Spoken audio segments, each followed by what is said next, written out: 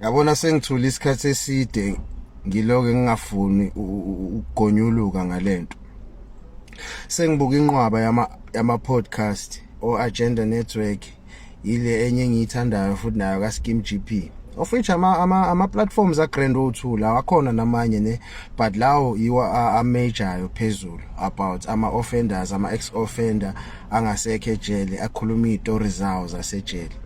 Into efike ngiphathe kabuhlungu la, majority lama ex offenders are romanticizer ijele, enza ijele kwi public or kwi society libukeke ngazathi iholiday inn.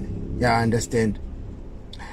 Mina umuntu osebenza ejele ngizokutshela straight, musukukhohliswa abantu abake baboshwa baphuma ngaphandle ejele. Bonke labantu balimele engqondweni, balimele enhlizweni, balimele ngayo yonke indlela ongayicabanga, even physically.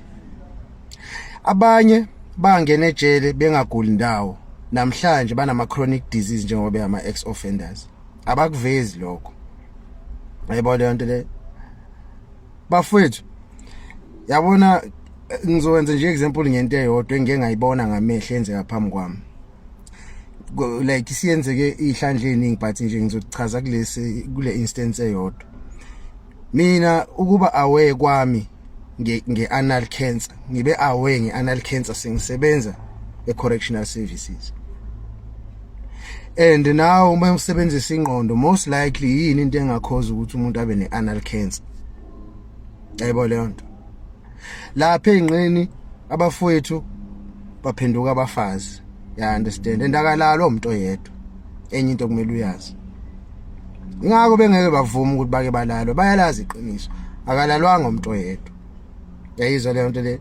Emva kwalapho wonke ama objects ongawacabanga ama contraband noma illegal ejele bawafihla khona lapha kwe-anal, kwe-anus. Yabo? Kungaba ifone iyangena lapha kule yambobo. Ngoku like iboshwe zayifaka ifone engqeni ihlala esiswini. Immese, ama drugs, yonke into ongayicabanga bayayifaka engqeni, bathi ukapha ngolimi lasejele. So wonke labantu laba basafike kulama platformeni abanixoxela ngejele, kungani bengakuvezi ukuthi guys, majority yenu ngaphakathi ejele, I would say 90 to 95% wama offenders bayagula and banama illnesses are serious. Ngikhuluma ngento engiyaziyo, ngikhuluma ngento engiyiphila almost every day, umsebenzi wami lengikhuluma ngawo. Bahanjiswa yimina noza kwethu kuma clinic nasebhedlela. Ya understand? Ayikho into ekuzothiwa mayenziwa odokotela kuthiwa siqhele. Yonke into yenziwa sikhona sibuka.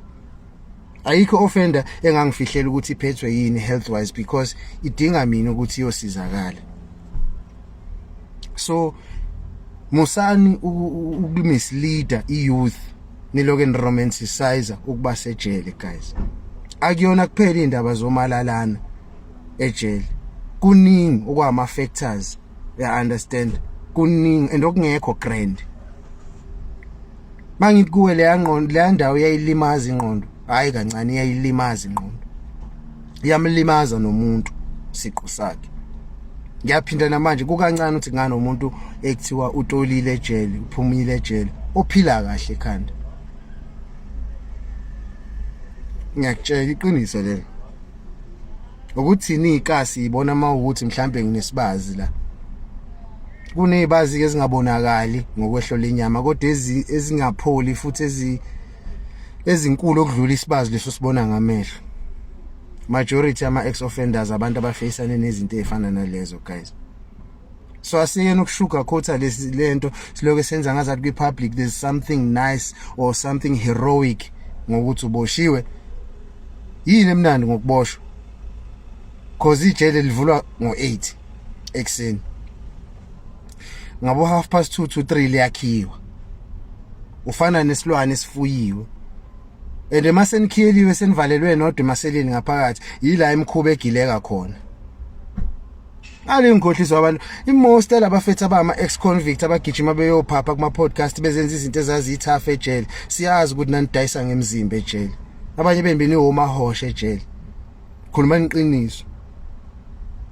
abanye benu ukuze nithole indlela yokusurvive ejele benidayisa ngezinqa nimunye amanye amadoda imthondo lapho ukuze nikwazi ukuthi nibe nento ethile niyibekayo etafuleni nani nikwazi ukuhlanganela lezi zinto enizidingayo lapha nalapha.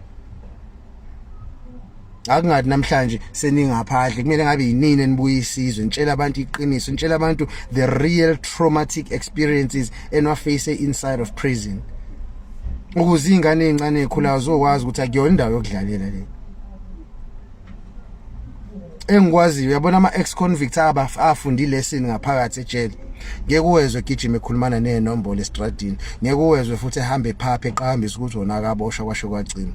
Awayikhulumi lezo zinto. Yilo muntu obede isikhebereshe sasejele ngaphakathi uzofuna ukuzowenza ijele libukeke ngazathi liyinto enhle ngaphandle. Kuno lapha ngaphakathi ningazodlala guys.